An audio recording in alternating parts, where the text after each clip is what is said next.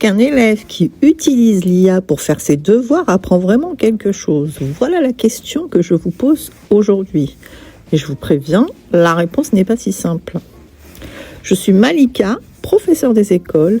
Chaque jour, en classe, je vois comment mes élèves apprennent et comment l'IA commence à changer ça. Pédagogie augmentée, c'est mon regard de terrain sur cette révolution. Pas de jargon, pas de théorie froide, juste ce que ça change vraiment dans une vraie classe avec de vrais élèves. Commençons par une idée simple. Apprendre, ce n'est pas recevoir une information. C'est la traiter, l'organiser, la relier à ce que l'on sait déjà, puis la transformer en connaissances utilisables. En psychologie cognitive, on parle de mémoire de travail, de mémoire à long terme et de charge cognitive. Et c'est précisément là que l'IA devient intéressante. Un outil d'IA peut réduire la charge cognitive en reformulant un texte, simplifier les consignes, proposer des exemples. Cela libère de l'espace mental pour ce qui compte vraiment, c'est-à-dire comprendre. Mais attention, cela peut aussi avoir l'effet inverse. Si l'élève devient trop passif, l'apprentissage n'est efficace que si le cerveau travaille activement. Exemple concret, une production d'écrit en CM1, CM2. Un élève doit écrire un texte narratif sur une journée inoubliable. Sans l'IA, il cherche ses idées, organise ses événements, structure son récit. Avec l'IA, il demande « Donne-moi des idées pour écrire une histoire sur une journée inoubliable ». Il obtient immédiatement un plan, des idées, parfois même des phrases.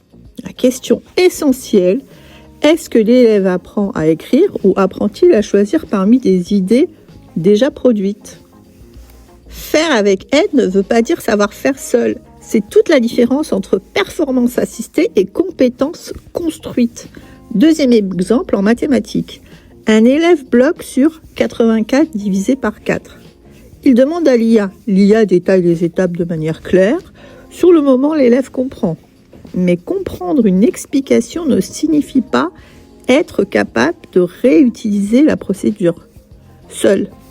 Le risque court-circuiter l'effort cognitif, or c'est précisément cet effort, chercher, essayer de se tromper, qui permet l'apprentissage durable et la construction de chemins neuronaux. Vygotsky introduit une notion essentielle, la zone proximale de développement. C'est l'espace entre ce qu'un élève peut faire seul et ce qu'il peut faire avec de l'aide. L'IA peut jouer ce rôle d'accompagnateur, donner des indices, poser des questions, guider, proposer des explications adaptées. Elle devient une forme de tuteur cognitif, toujours disponible, capable de s'ajuster en temps réel. Mais si l'IA répond trop vite, elle court-circuite la motivation intrinsèque. La curiosité, le désir de comprendre, la satisfaction de progresser. Et c'est ça le véritable enjeu pédagogique. Même chose pour le feedback. L'IA peut expliquer une erreur, proposer une méthode, mais la question reste, est-ce que l'élève comprend son erreur ou se contente-t-il d'appliquer la correction? Une fois encore, on voit bien que l'intelligence artificielle ne remplace pas le processus d'apprentissage humain. Elle le modifie, elle l'accélère parfois, elle l'oriente souvent. Mais elle ne supprime pas les fondements de l'apprentissage. L'attention, la mémoire, la motivation, l'effort, le feedback et la construction active du savoir. On peut donc constater que l'IA n'est ni l'ennemi ni la solution miracle de l'éducation. C'est un outil et comme tous outils, ce qui compte, c'est la main qui le tient. Voilà. Si cet épisode vous a fait réfléchir, partagez-le à un collègue, un enseignant, un ami. C'est le meilleur moyen de faire grandir pédagogie augmentée. À très bientôt.